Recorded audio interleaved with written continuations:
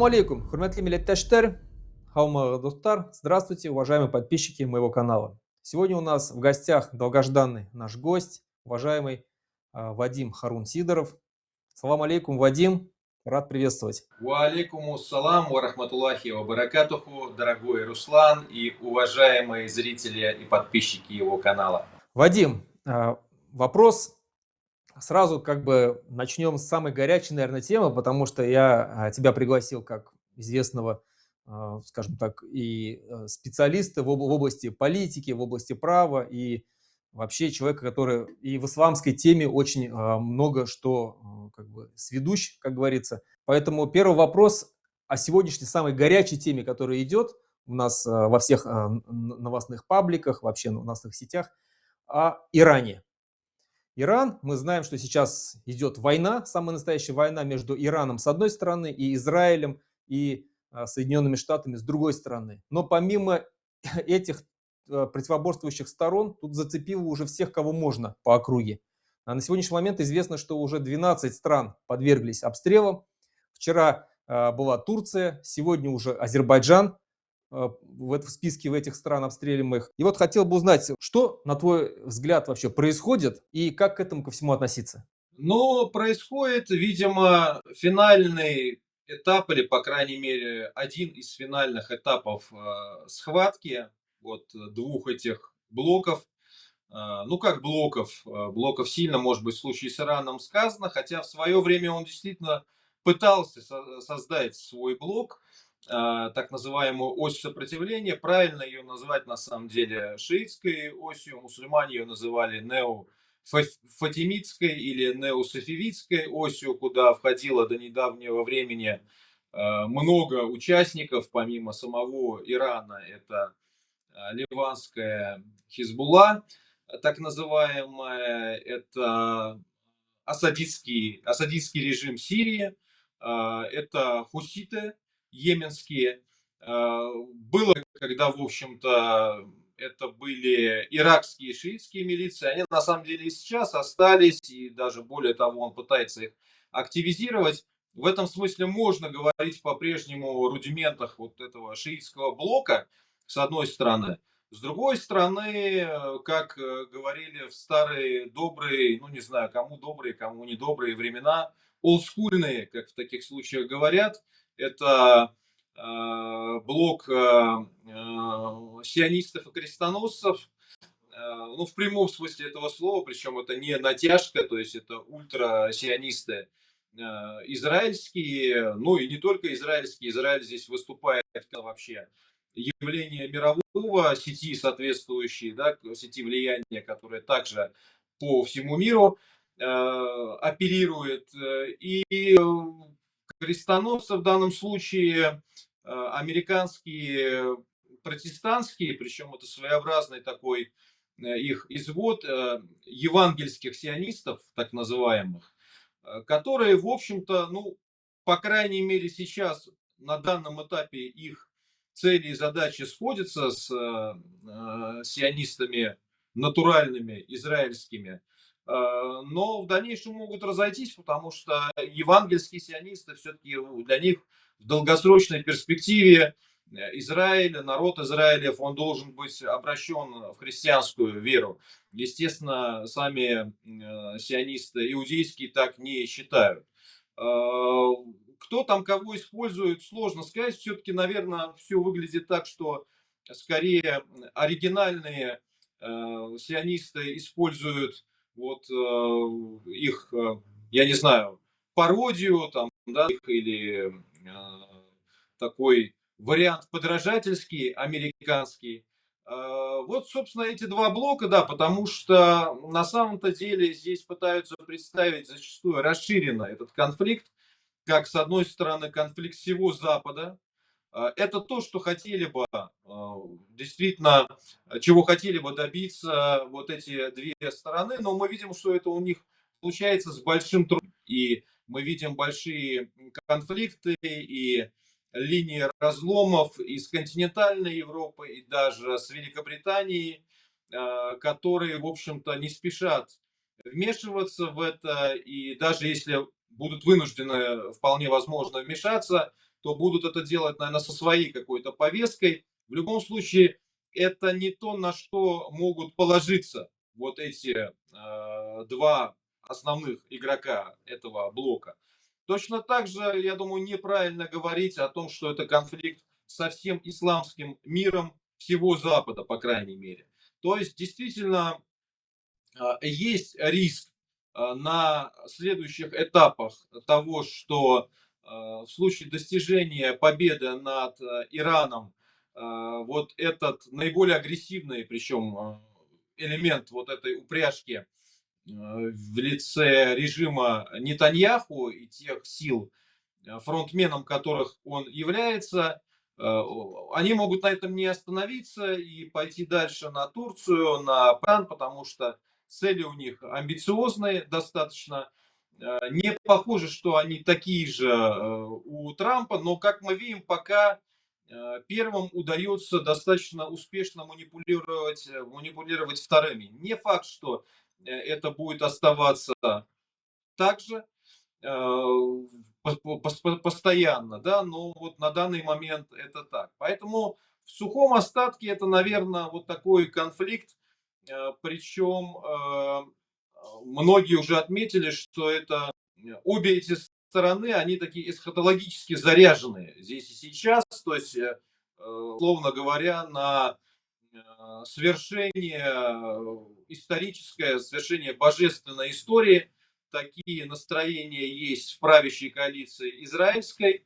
То есть они верят в то, что им заповедан чуть ли не весь Ближний Восток, ну, по крайней мере, его значительная часть. И такие настроения есть среди евангельских вот этих сионистов и христианских протестантских фундаменталистов. Ну и то же самое касается на самом деле вот этого политического шиизма, потому что там вообще вся вот эта история имеет смысл как подготовка к пришествию, как к возвращению, точнее, в их системе координат из сокрытия сокровенного имама. Да, то есть, если одни поэтому ожидают, что вернется сокровенный имам, другие, что придет Машиах, для которого они должны построить третий храм, третий, что это будет Иисус, то на самом деле, что интересно, вот мусульмане-сунниты, они признают все эти три фигуры. Другое дело, скажем, для суннитского ислама, в отличие от шиизма, который, конечно, рассматривается как гетеросия, как ересь, не присуща вот именно, скажем так, на постоянную заряженность эсхатологическую здесь и сейчас. То есть мусульмане должны быть готовы к концу времен, мусульмане знают, что когда-то этот конец будет, но вот именно установка на то, что это должно произойти вот сейчас, при нашей жизни, и мы должны подготовить для этого почву, мусульманам, ну, таким не совсем, может быть, корректный термин с исламской точки зрения, но с религовеческой вполне ортодоксальным не присуще. Точно так же, на самом деле, таким классическим каноническим христианам, как то католики или даже те же, в общем-то, православные, тоже, в общем-то, не присуще стремление ускорить эти события. Наоборот, у них есть концепция катахона, то есть, что надо это отодвигать по возможности. Да? Поэтому, с нашей точки зрения, я думаю, сейчас вот сшибаются экстремистские, религиозно-экстремистские такие блоки, группировки, проекты.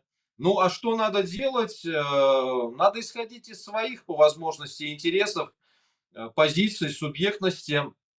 Я думаю, что, конечно, проблема исламского мира, суннитского, в том, что после обвала османского халифата эта субъектность геополитическая на таком макроуровне всей исламской уммы, она утрачена и не восстановлена до сих пор. Но, в общем, мы видим, что имеют место попытки создания каких-то союзов, в том числе в последнее время говорится о коалиции Турция, Саудовская Аравия, Пакистан. До этого говорили о подключении возможном коалиции без Саудовской Аравии, Катара и Малайзии. В общем, разные варианты обсуждаются, пока, к сожалению, только обсуждаются. Но точно так же, если говорить о христианском условно полюсе, то, мне кажется, естественными союзниками и партнерами друг для друга вот являются две такие солидные исторические цивилизации с собственными традициями. Это суннитская исламская и европейская, серьезная европейская традиция и ну, цивилизация, у которой тоже в данный момент с субъектностью проблема, потому что Европа, она была под сенью вот этой американской протекции несколько десятилетий, и вроде бы как бы оно устраивало всех, да, но сейчас, в общем, мы видим, что этот формат себя изжил, и что Америка ведет политику, которая недружественна Европе по многим параметрам и приносит легко Европу и европейские интересы в жертву. А вот как раз я бы сказал, что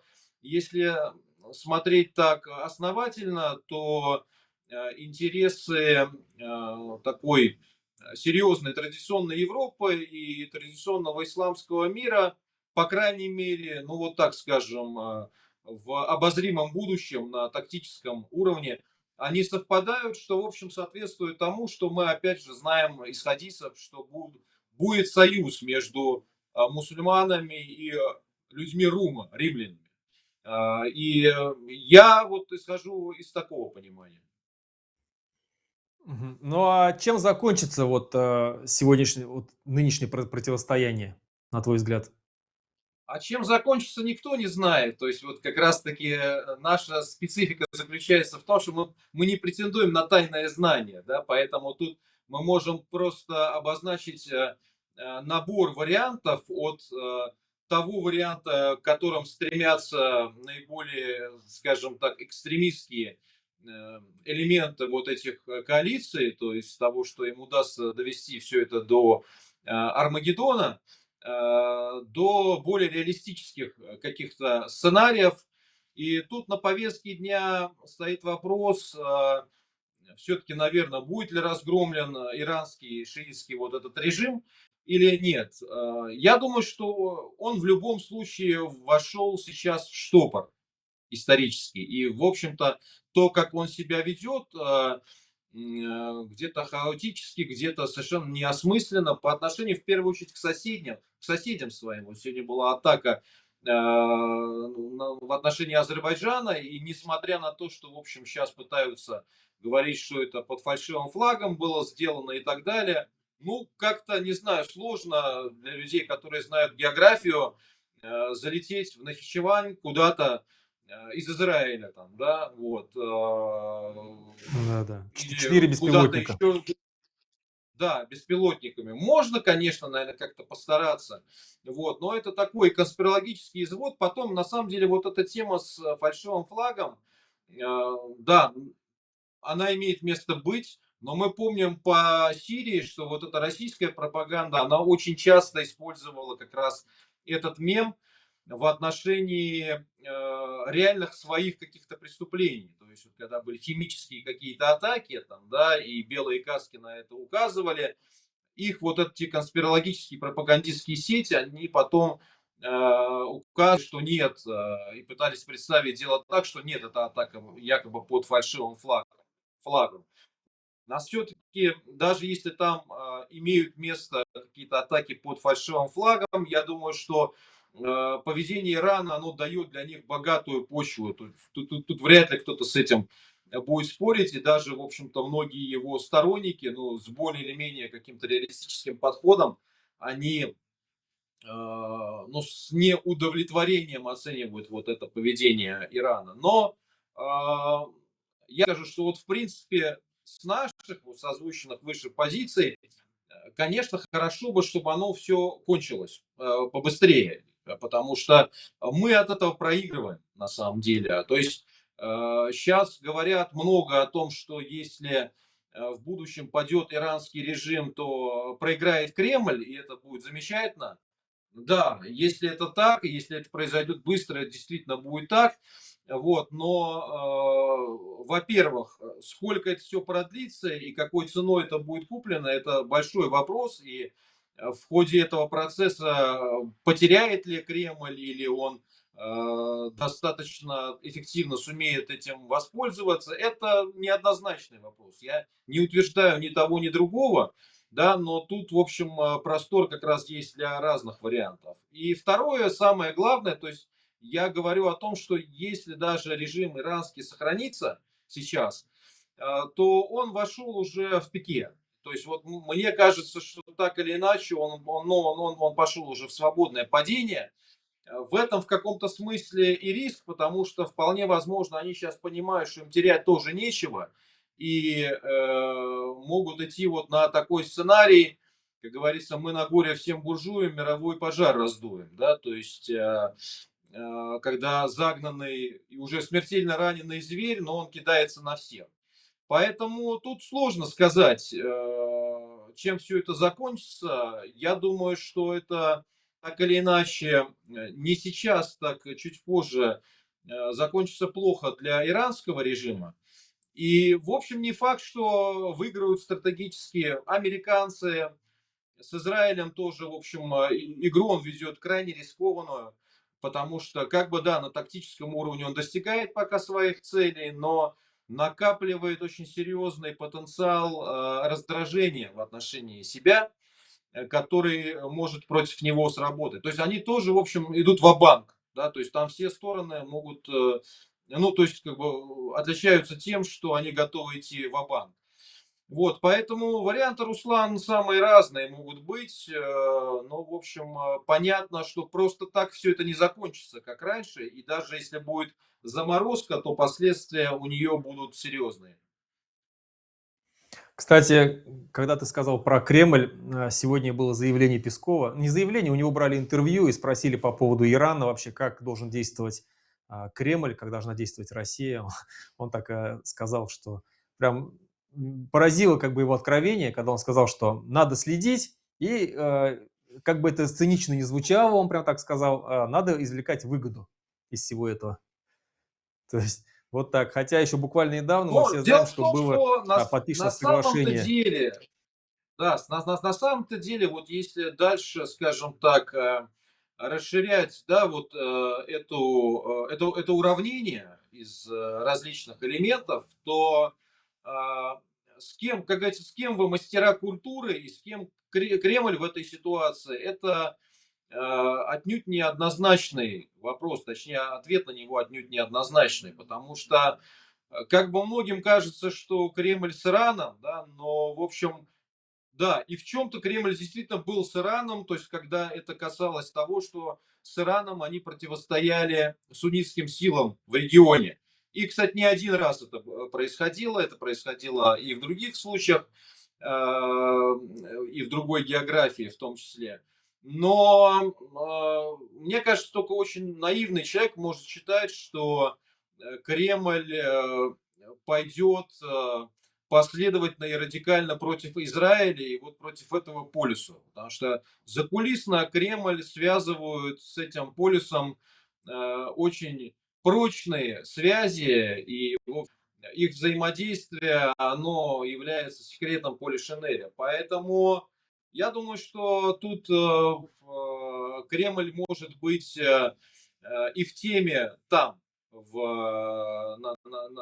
на той стороне. Другое дело, Против э, Ирана, да? да, ну, как бы косвенно, косвенно. То есть не факт, что эта игра у него реализуется, потому что, в общем-то, я исхожу из того, что сейчас появляются признаки того, что Кремль тоже уже начинает входить в свободное падение. То есть если его просто там не спасут, там, в том числе его враги своей глупостью какой-то, ну и та же Америка, как это не раз она делала с Советским Союзом и с Россией, то у Кремля шансы полететь, они тоже достаточно серьезные. В этом смысле он может проиграть действительно от того, что падет иранский режим, даже если он пытается сейчас на тактическом треке попытается воспользоваться вот всеми этими событиями в свою пользу.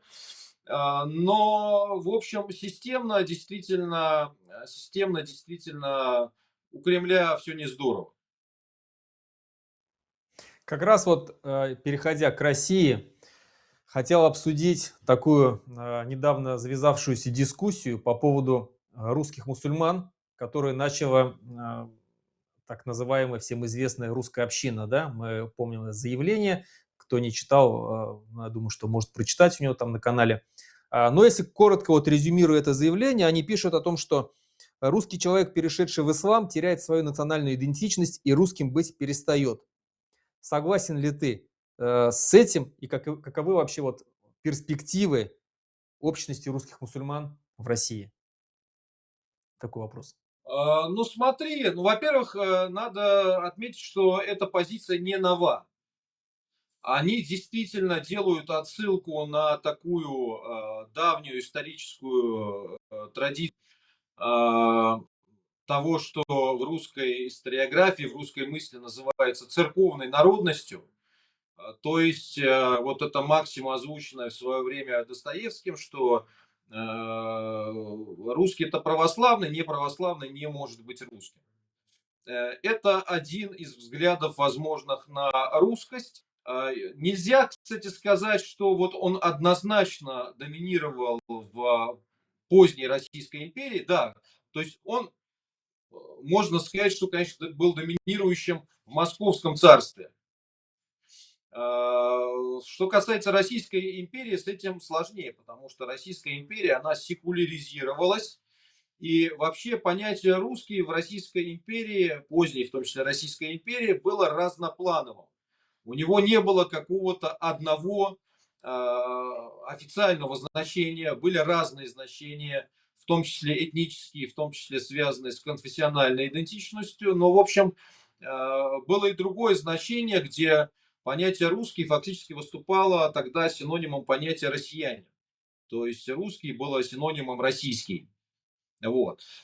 Другое дело, что вот эти черносотенные круги, как их называли уже на последнем, ну, так сказать, треке от Российской империи, они действительно настаивали на том, что истинно русские люди, вот они использовали это выражение, истинно русские, это православные. Вот. То есть это вот такой один вариант церковного понимания русскости. То есть я это называю русской православной хиндутвой. То есть вот есть, например, хиндутва, это проект религиозного национализма в Индии. То есть там был более широкий проект индийского национализма, который представлял Ганди, да? А были его конкуренты, которые представляли проект хиндутвы, то есть не индийского, а индусского национализма. И мы знаем, что в конце концов вот эта религиозная поляризация, она привела к тому, что, ну, с обеих сторон, правда, надо признать, что и Индия разделилась на Индию и Пакистан, то есть на индусскую и на мусульманскую часть. Но если вот, то есть, ну, как бы это православный аналог, да, этого проекта, этого подхода. Значит, был советский такой подход. Он отличался. Советский взгляд на русскость. Он заключался в том, что русские были признаны одной из национальностей. Причем без так называемых малорусов и белорусов, то есть без украинцев и белорусов, которые были признаны хоть и братскими народами, но другими национальностями. А вот эта русская национальность, она определялась по формальным критериям с определенного момента, ну, по крайней мере, с конца 30-х годов, потому что до 30-х можно было попасть в нее как-то так, да, со стороны. Да и после бывали случаи, на тему чего было много разных анекдотов, но в целом, когда это уже было формализовано потом, по принципу происхождения родителей. То есть, если родители русские, человек записывался русским. Если разных национальностей, он мог выбрать. Если один из них был, или один из них, или одна из них русским или русской, соответственно, он мог записаться представителем русской национальности. Это формальный подход. Он, конечно, не предполагал, с одной стороны, что русский должен быть православным, ну, просто потому, что это была атеистическая система координат, в принципе. То есть тут надо Да-да. сказать, если говорить о, да, религиозной составляющей, конечно, тогда бы не выписали, скажем, как вот сейчас говорят эти черносотенцы из русских по национальности, мусульман по вероисповеданию, но с другой стороны и представить себе такую ситуацию было крайне сложно, потому что не было условий для, не было свободы вероисповедания, да, и даже, в общем, у православных русских были проблемы, а что уж там говорить о русских других там каких-то конфессий, вероисповедания. Но второй отличительной чертой вот этого советского подхода было то, что это понятие русские, оно не расширялось на другие национальности. Вот, то есть не было таких конструкций, как русские татары, русские немцы, русские евреи. Там это все осталось в прошлом. На самом деле для всего вот этого, то есть там был такой второй внешний как бы круг, который на самом деле соответствовал вот этому дореволюционному широкому пониманию русского, это советский народ. Потому что, по сути своей, единая историческая общность советский народ, это и была такая расширенная русско-культурная общность. Вот, по факту, да, вот стремились к ней. Но называли по-другому уже. И вот в рамках этой такой советской матрешки русская, это было национальностью. Вот. И э, По крови. я вот такой делаю теоретический экскурс, чтобы подойти к ответу на твой вопрос, потому что э, большинство из нас, но я в том числе, мы родились в Советском Союзе, и по тем или иным там причинам, кто попал, вот скажем, чьи предки там в русскую национальность, хотя как там включали это территориально, этнографически, это вот вопрос, но тогда люди этими вопросами не задавались, потому что, скажем, Кубань включили там, да, в русскую национальность, казаков включили в русскую национальность, значит, мою отеческую там Смоленщину, ее особенно западную часть, которая этнически была белорусской, тоже включили там в русскую по национальность. Но сейчас, если это выводить за скобки, скажем, люди, которых вот там включили, да, без относительно того, корректно, некорректно, для них этого вопроса не стояло. Они выросли как русские. Вот, поэтому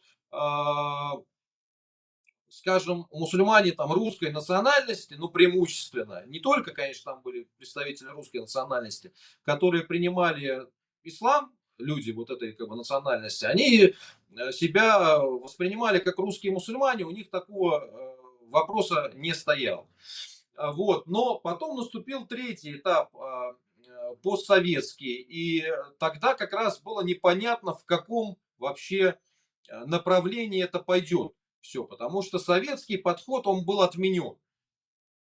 И, в принципе, в 90-е годы, в начале там, нулевых, в том числе, когда уже начало возникать вот это движение русское мусульманское, с одной стороны, мы исходили вот из этой инерции советского подхода, да, когда вот, мы все, или большая часть из нас, мы русские по национальности, в той схеме координат. А с другой стороны, уже, в общем, появилось право там на свободу вероисповедания, да, появились русские мусульмане, русские протестанты, русские католики, русские буддисты, русские кришнаиты. И как бы вот понятие русские тоже стало вот так расширяться, но причем это тогда еще был не жестко имперский формат, а вот, скажем, я помню, когда эта концепция русского мира, методологи ее только начали продвигать, она была такая больше сетевая. Хотя в ней, конечно, уже тогда были заложены вот эти такие мины замедленного действия, которые потом взорвались. Но, в общем, был шанс для такого пластичного развития вот этого понятия и русского мира, и русские мусульмане на тот момент и по национальности, и, скажем так, которые там имели родственное происхождение, но не были, может быть, записаны русскими по национальности, а там украинского, немецкого, там, польского и так далее, начинали себя воспринимать как вот часть вот этой сложной какой-то динамически воспринимающейся системы. Я напомню, что речь идет о начале 21 века, о начале нулевых годов, в том числе Национальная организация русских мусульман возникла в 2004 году. Тогда все это вообще по-другому выглядело. Вот. Но штука в том, что в итоге вот эти все товарищи, с заявления которых ты начал, они привели ситуацию близко к вот той начала 20 века. И, по сути, вот это черносотенное понимание, оно, в общем, превратилось в мейнстримное, в доминирующее. Им удалось этого добиться. И как обстоит дело с их точки зрения? С их точки зрения они настаивают на том, что русские это такой ну, широкий имперский конструкт с внутренним ядром. При этом, ну, да, в него входят все верноподданные Русской империи, которая мыслится все-таки как православная империя. И в этом смысле русским мусульманинам, вот как они там поясняли комментаторы русской общины в своих блогах, может быть Рамзан Кадыров, например, да, но не может быть Харун Сидоров. Потому что Рамзан Кадыров, ну что с него взять? Он вот родился таким, но он присягает Русской Православной империи. А условный там Харун Сидоров, он отверг ее, то есть он вырусь. Ну и все они, да, вот эти русские, этнические, условно этнические русские, как там в понимании советском, так и вот в понимании более широкой славянской такой, скажем, славяно-европейской как бы, общности, да, которые, ну в любом случае это все были люди там русской культуры, русского культурного бэкграунда, которые принимали ислам, они отвергают идею, значит, Третьего Рима. Поэтому они вырусят. Они вырастут, они не могут как бы быть, значит, частью вот этого, да, русского народа, русского мира. Соответственно, тут встает вопрос, согласны мы с этим или нет, да? Но тут надо понять, что от нашего согласия, несогласия ничего не меняется. Потому что вообще, по большому счету, а, нация это такая вещь, которая, конечно, она не возникает на пустом месте. Для нее должны быть там предпосылки определенные, там, этнические и так далее. Но, в общем, в сухом остатке какой вид она приобретет, это способ сборки. Зависит от того, как ее соберут. Те фактически силы, которые, в общем-то, ну, добиваются господства вот в этом процессе нациестроительства. Мы с этим были не согласны в тот момент, когда мы возникали норм. Мы боролись за то, чтобы русское в тот момент было более таким продвинутым, пластичным, гибким, и чтобы русские мусульмане могли занять свое место вот в этом, да, русском. Но благодаря, в кавычках, вот этим товарищам, все пришло как бы к тому, что русское приобрело такой вид, как когда, с одной стороны, они нас в нем признают, а с другой стороны, и мы уже не хотим в нем быть. Потому что, ну вот это русское, это в принципе та же самая, вот мы говорили про там, шиитскую секту, вот и эти иудейско-протестантские, но это по большому счету уже тоже миллинаристская секта, потому что даже православные там церкви, уже священники, теологи начинают осуждать идеологию русского мира как ересь даже с православной точки зрения. Вот, то есть это превращается тоже в такой безумный апокалиптический какой-то культ ходящих мертвецов. Вот, как там, если кто-то смотрел культовый фильм, да, «Белые ходаки». И как-то быть частью этого тоже не хочется.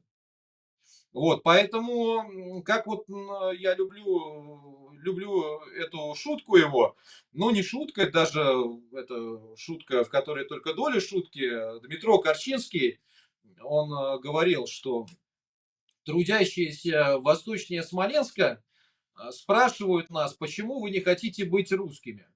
Очень хотим.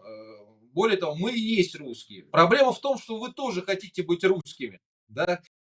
То есть, как бы проблема в том, что, в общем-то, русское монополизировано и установлена гегемония над ним теми силами вот этой православной хиндутвой рашистской, ну, с которой нам, мягко говоря, не по пути. И они нас выписывают из этого, и мы этому объективно противостоим, и, в общем, это уже достигло, конечно, такого эмоционального накала, когда и субъективно с этим не хочется иметь ничего общего, и это привело многих людей к переосмыслению, в том числе на уровне личном, своих корней, потому что даже вот многие люди, которые, когда вот норм начинался, они нас тыкали, что вот смотрите, у вас очень много украинцев там, да, по происхождению там и там не только. Вот, но тогда в тот момент эти люди как раз-таки тяготели к русской общности. Вот. А благодаря им, благодаря в кавычках или без кавычек, а, и вот многие эти люди вспомнили о своих корнях. И даже те люди, которые были вполне каноническими русскими по национальности в советский период, они по-другому взглянули и на свою семейную историю, и генеалогию, и там увидели, что они там, я не знаю, казаки такие, там, восточные белорусы, там, да, поморы и так далее. Поэтому они сами запустили, в общем, этот процесс размежевания между нами, как вот, в общем, в Индии произошло тоже размежевание между двумя общинами. Но здесь только их больше, конечно. Ну, вот, Вадим, они вот в этом заявлении, в это заявлении русской общины неоднократно, не то что неоднократно, упомянули и норм, и упомянули конкретно твою фамилию, но исходя вот из того, что ты сказал, вот что в будущем ждет вот вообще, будет ли, как может быть, собрана какая-то нация, новая нация русских мусульман? Как они себя могут называться? Где они будут проживать? Или это такого не будет? Смотри, а это очень интересный вопрос, он тоже интересен на двух уровнях, потому что вот их это заявление, оно было вообще вызвано чем? Оно было вызвано тем, что сейчас появилась новая волна русских мусульман в России, не только в России. В прошлом году ребята, по-моему, под конец года провели, они, правда, его назвали, ну, по крайней мере, мне попадались такие ролики, как первый съезд русских мусульман. Это как бы, ну, исторически, конечно, некорректно, потому что первый съезд русских мусульман был задолго до этого, а именно, я могу сказать, точное время и место 12 июня 2004 года в Омске.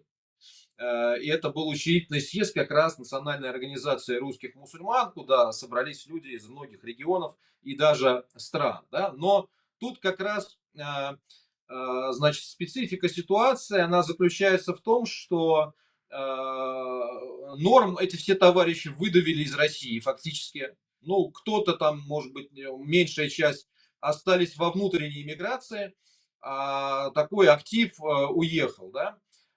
И более того, норма в 2013 году уже заявил официально, что приостанавливает, по крайней мере, свою деятельность на территории России, чтобы не подставлять людей. Тогда мы еще говорили людям, что если вы действуете, ну, во-первых, вы действуете автономно, а во-вторых, осторожно. Вот я могу сказать, что то, что эти ребята сделали, оно полностью соответствует автономности от нас, да, потому что мы к этому никакого отношения не имеем, к тому, что они провели. Насколько я знаю, какая-то часть из них, но, по-моему, меньшинство все-таки, она знает о нашей истории, читает, как бы прислушивается, но большая часть там даже, по-моему, они выросли, они нас не застали. Что, кстати, на самом деле печально, потому что прервана эта преемственность и вот этот вопрос опыта, про который я сейчас там буду говорить, то есть то, что мы прошли и пришли к определенному пониманию, да, набив в том числе себе шишек, эти люди, они сейчас начинают с иллюзий, которые у нас были там 20 лет назад в совершенно другой реальности. Вот, сейчас о которых как бы я скажу. И там, почему, собственно говоря, вот русская община отреагировала на это, они как раз сослались на ролик с этими ребятами. Дело в том, что часть из этих ребят, они как раз выступают с тех позиций, это те иллюзии, о которых я говорю, вот, ну, на которых стояли тогда мы. Да? То есть, вот, когда они пытались доказать, что русский мусульманин, он может быть там истинно русским человеком, он не перестает быть русским, он может быть там настоящим патриотом там России там, да, и так далее. А они пытаются их, ну, как бы маргинализировать по отношению к этому дискурсу. Ну, и я, когда комментировал вообще эту всю историю, я сказал, ребят, ну, зачем вы мечете бисер перед свиньями? да, потому что вы кому хотите набиться вообще в друзья, там, соплеменники, вот этим всем, да, а там иногда доходило до того, что просто некоторые вот эти как бы патриоты там, да, в кавычках, не в кавычках, не знаю, споря там с русской общиной, они вот прибегают к таким вот этим формулировкам, как там многие представители мусульманских народов верноподданные, да, тот же Алаудинов об этом говорил, почему вы не на СВО, там вот такие вещи там, да, ребят, ну вы что, серьезно, какое СВО вообще, вы о чем? Это что, шутка там? Ну, к сожалению, это в ряде случаев не шутка. То есть вот они заложниками остаются этой матрицы, да, то есть что с нашей точки зрения это недопустимо и субъективно. А объективно это является следствием того, что как раз, к сожалению, мы не общались, мы не были вместе, и у нас не было возможности до них это донести. И сейчас им приходится самим вот проходить тот же путь, набивать шишки эти, но то, что еще было более или менее там позволительно 20 лет назад в той реальности, сейчас, ну, мне кажется, это уже сильно не так. Теперь, что касается того, о чем ты спрашиваешь. Вот тут, понимаешь, ответ на этот вопрос, э, скажем так, первая плоскость, она производна от того, что есть, опять же, фактически две линии среди тех, э, кто называет себя русскими мусульманами или кого ими называют. То есть это те люди, которые прошли понимание того, что с этим русским миром не по пути, что надо создавать свою общность. Вот. И те люди, которые, они такое понимание еще, такой путь не прошли, такого понимания у них нет. И они пытаются вот эту идентичность обрести вот как-то в парадигме вот этого всего российского, русского пространства. На самом деле я хочу сказать, что таких взглядов и подходов среди условно русских мусульман больше. Потому что, скажем, есть те, которые вообще это рассматривают в перспективе такого исламского вне этнического, надэтнического глобализма, да, что в исламе нет национальности и так далее. Поэтому они как бы ни с теми, ни с другими. Вот. Но по факту, когда ты смотришь, как выстраивается их идентичность, ну, это сводится либо к тому, что в конце концов они должны приходить вот к этому пониманию, значит, русского как культурно-государственного, да, либо к нашему пониманию, либо они подвисают где-то. Вот, поэтому, в принципе, разброс очень большой. И у тех людей, у которых нет понимания того, что необходимо создавать свою общность, у них есть просто все шансы потеряться. К сожалению, далеко не гарантирован успех тем, кто понимает, что нужно создавать свою общность, потому что мы попали, ну, в такую историческую мясорубку, да, потому что начинали-то мы в бархатные времена, а потом нас выкинуло вот водоворот истории, и, в общем-то, мы видим, что вот в этом водовороте не утонуть, не имея опоры на свою землю, там, государственность и так далее, как есть у босняков. То есть вот в чем тут отличие, да, что, конечно, мы все там или большинство хотели бы из нас, чтобы это был боснийский вариант. Но, к сожалению, у нас нет главного условия боснийского варианта своей земли, своего государства, которое бы эту идентичность гарантировало. Поэтому тут даже, в общем, у тех людей, у которых есть понимание, что надо свою общность создавать, но, мягко говоря, о нации отдельной сейчас говорить сильно преждевременно, потому что нация это очень серьезная штука. Ну, то есть мы с тобой это обсуждали, и я изучаю нации, там, да, я себя даже, в общем, называю нациеведом, хотя официально там, как докторант этнологии прохожу. То есть русские мусульмане не соответствуют и близко критериям нации.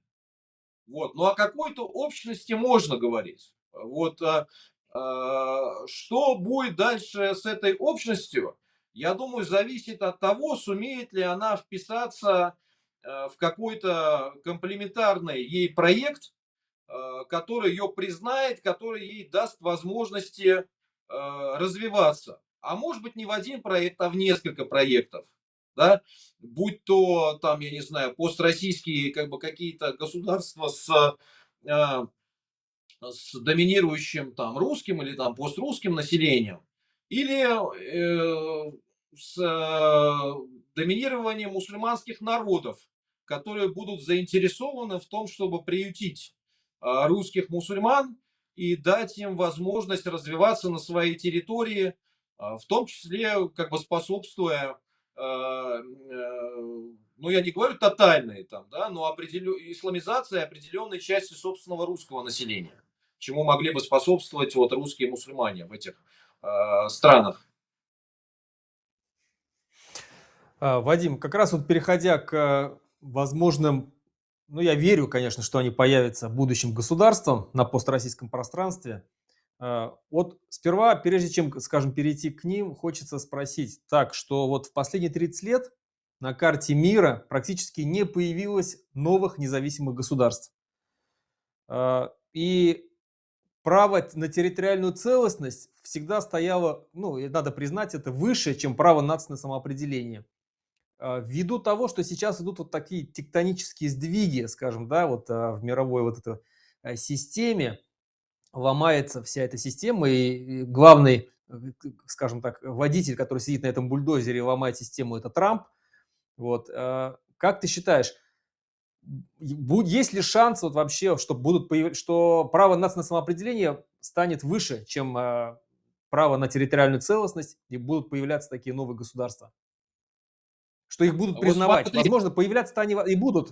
Появляться-то они и будут. Но будет ли их признавать системы вообще, мир вообще? Вот?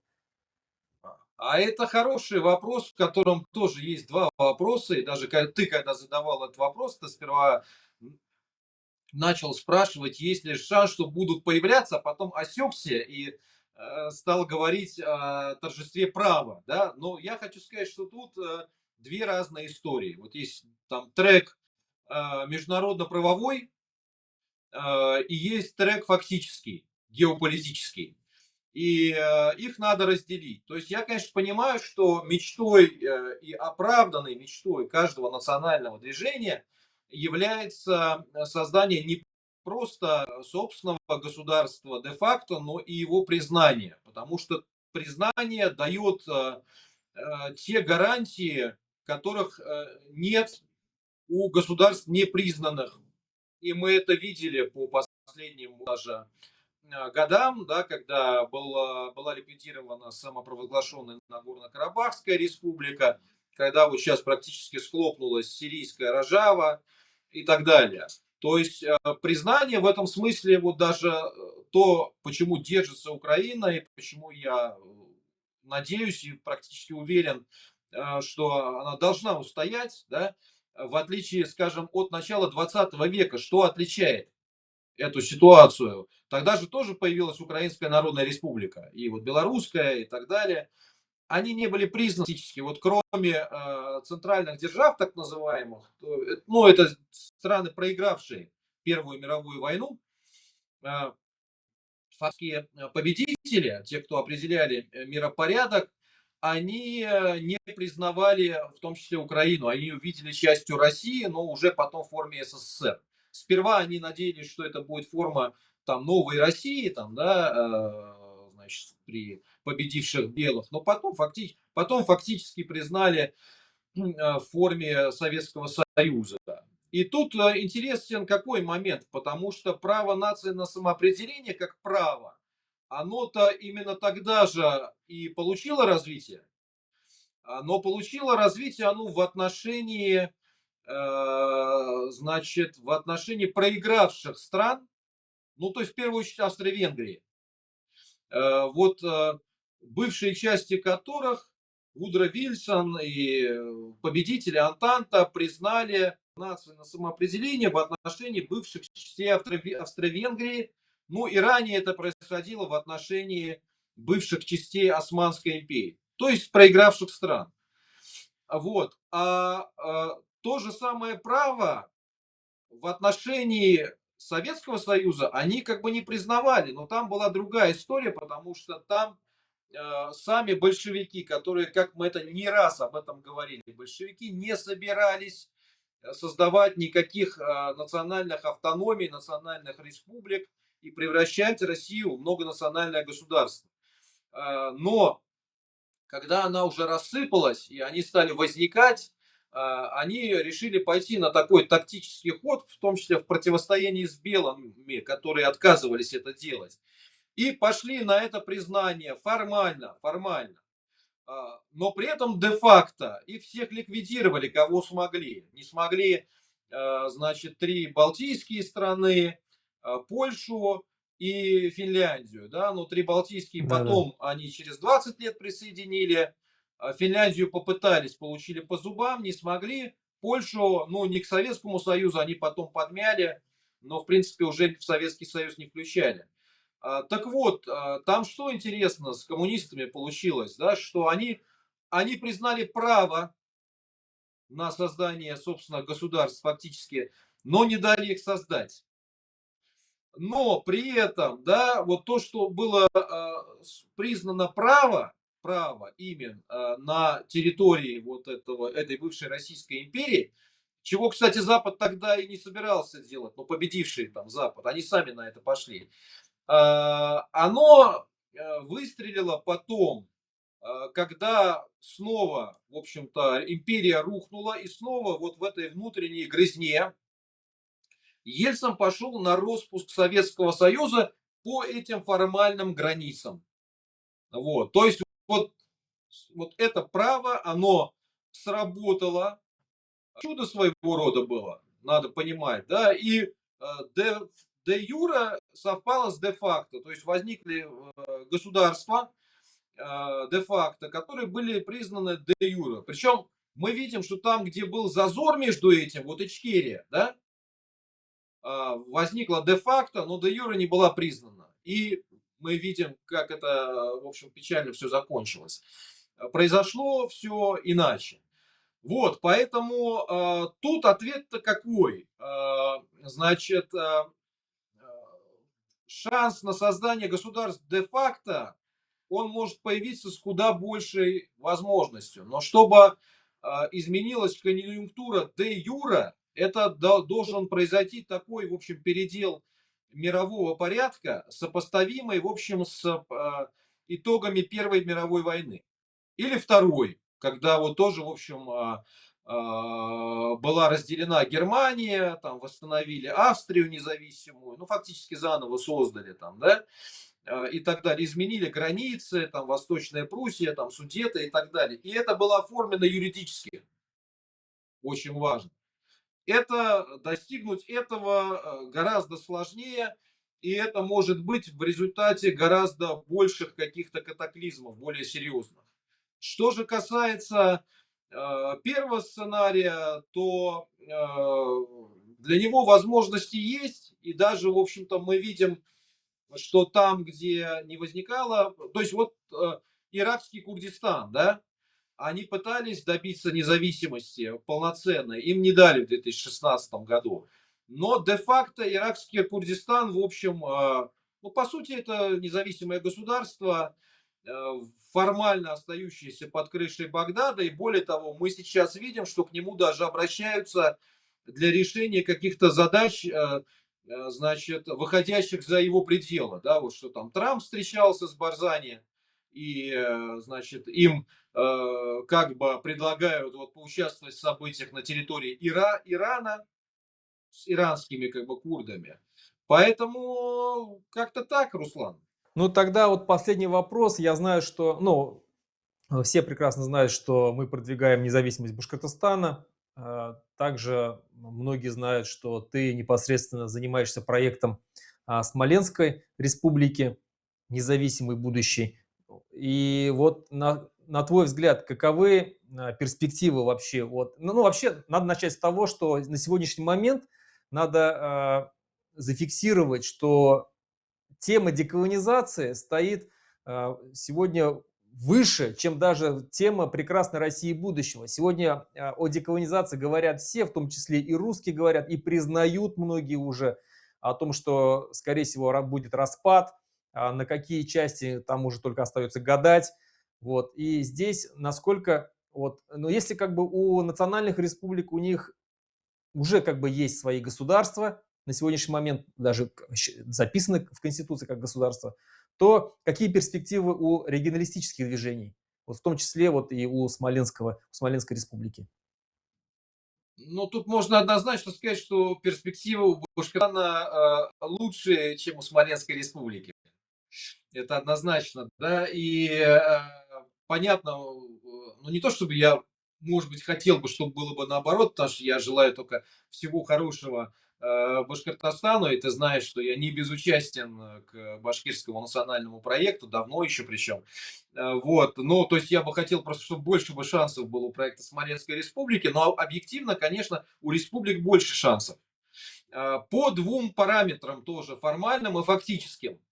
Формальном они признаны как такие квазигосударства, даже более того, в самой Конституции Российской Федерации, в статье 5, в скобках перечислено, ну, написано, что республики в составе Российской Федерации, в скобках государства. Они в качестве таковых в собственных конституциях были прописаны, которые продолжают действовать. И, в принципе, Кремль, конечно, я уверен, что они стремятся рано или поздно все это ликвидировать, но пока руки у них не дошли. И даже если они это сделают, в принципе, все равно это можно реституировать, то есть сказать, что это незаконно было отнято. Вот, что право значит, этих народов на самоопределение, оно было признано и самой Россией. Вот, и в советский, так или иначе, и в постсоветский период, и с формальной точки зрения вообще можно сказать, что значит, продолжает действовать там вот этот договор между Россией там, и Татарстаном, который с точки зрения Татарстана он не входил в состав России, да, а просто там это было, были какие-то там ассоциированные отношения. То есть это формальная составляющая. Фактическая составляющая это то, что в них есть, ну, если не полноценно сложившиеся в полной мере нации, да, потому что я говорю, это очень высокая планка требований, то этнонации, по крайней мере, титульные нации, да, так называемые, народы собственные, тоже признаны со своим исторически сложившимся самосознанием, бэкграундом, там, да, языком и так далее. Вот, и в ряде случаев, в принципе, с неплохими, как их не пытайся вот под асфальт закатать, но ростками пробивающимися национальных движений. Всего этого нет в русских регионах условных, вот этих. Ни первого, ни второго. Поэтому понятно, что республикам и признанным народам будет проще в любом случае этого добиться. А, Значит ли это, что от этого надо отказываться вот пострусским этнорегионалистам? Нет, но надо понимать, что путь может быть дольший, более сложный. Может быть, в ходе него придется проходить те этапы, которые уже прошли в свое время народы, там, да, значит, и не желают больше через них как бы проходить. То есть это все как бы надо понимать, да. Ну, наверное, вот так. Мгм. Ну, то есть я так понимаю, что вот те этапы ты имеешь в виду, возможно, какая-то новая федерация или, возможно, какая-то конфедерация, где уже будут субъекты вот каких-то республик, тем же самых Смоленской республики, там, Псковской республики и так далее. Ну, я бы так сказал, смотри, ну вот если мы имеем возможность поговорить немножко о Смоленской республике, ну, люди, наверное, должны понимать, там, о чем идет речь. Тут тоже разноплановая история. Во-первых, это было достаточно древнее средневековое государство, Смоленское княжество, причем это было не просто одно из русских княжеств, как вот это преподносится, даже русские дореволюционные историки говорили, что это было государство, по сути, смоленских кривичей. Значит, дальше оно было веками оно находилось в составе Великого княжества Литовского, Речи Посполитой. И тут надо, наверное, сказать, что вот те, кого называли там чими иногда, это те, кого с 19-20 веков стали называть белорусами. Вот, потому что там тоже шел спор за то, каким названием называть этот народ. Вот, потому что исторически он проходил через разные трансформации в силу сложной истории, вот, и начиная с Полоцкого и Смоленского княжеств, которые были его собственными, ну и Туровского, наверное, да, центрами консолидации этнической. Потом в Великом княжестве Литовском в качестве ну, можно сказать, что меньшинства, хотя количественно это было большинство, можно сказать, что одного из государствообразующих народов, хотя понятно, что это тогда касалось не всего населения, а шляхты, да? Вот, и там были разные, в общем, самоназвания: русины, белорусины, литвины, там, да, и так далее, и так далее. И в том числе в XIX веке предлагалось возродить вот это название кривичи, племенное название, которое отсылает вот к этой средневековой истории. Но было выбрано название белорусы, при этом, в общем-то, границы территориальные и этнические, да, вот белорусского вот этого простора, они были сильно, сильно обрезаны. И ряд этнических вот этих кривических территорий, они были отрезаны, но надо сказать, что их уже, например, в XIX веке, в конце XIX века, в начале XX шел сильный процесс русификации Восточной Беларуси. Вот этих земель, в том числе Западной Смоленщины, значит, в том числе даже Могилева, Витебска, там шел сильно как бы этот процесс, да, но тем не менее Могилевск, Витебск, они оказались в составе вот этой номинальной, но все-таки признанной советской Беларуси. А Смоленщину запихнули в РСФСР, где дозачистили, скажем так, вот понимание людьми особой идентичности, но при этом, скажем, де-факто этничность она сохранялась. То есть, вот, скажем, по Энтони Смиту есть, он различал между этническими группами и этническими категориями. Что этническая группа – это та группа, у которой есть осознание собственной идентичности самозванием, да? Но может быть так, что их нету, но существует этническая категория, когда, вот скажем, люди там себя называют русскими, как вот во многих южных областях, ну, РСФСР, бывший РФ, но что-то они почему-то гэкают все, значит, и фамилии у них через одного на ко там, да, вот, то есть вот это Да-да. этническая категория, да, вот, то же самое вот в Смоленщине, то есть оно осталось на уровне этнической категории, скажем так, вот, но ее так зачистили очень серьезно и основательно, а политически и вовсе, скажем, лишили какого-то статуса. Поэтому тут бы понятно, что вот первые наиболее очевидные шаги, если говорить про такие регионы, в частности Смоленщине, то достигнуть статуса республики. Понятно, да, что любой нормальный республиканец, он стремится к независимости, но мы понимаем, что исторически не всегда это получается там сразу и по-разному бывает.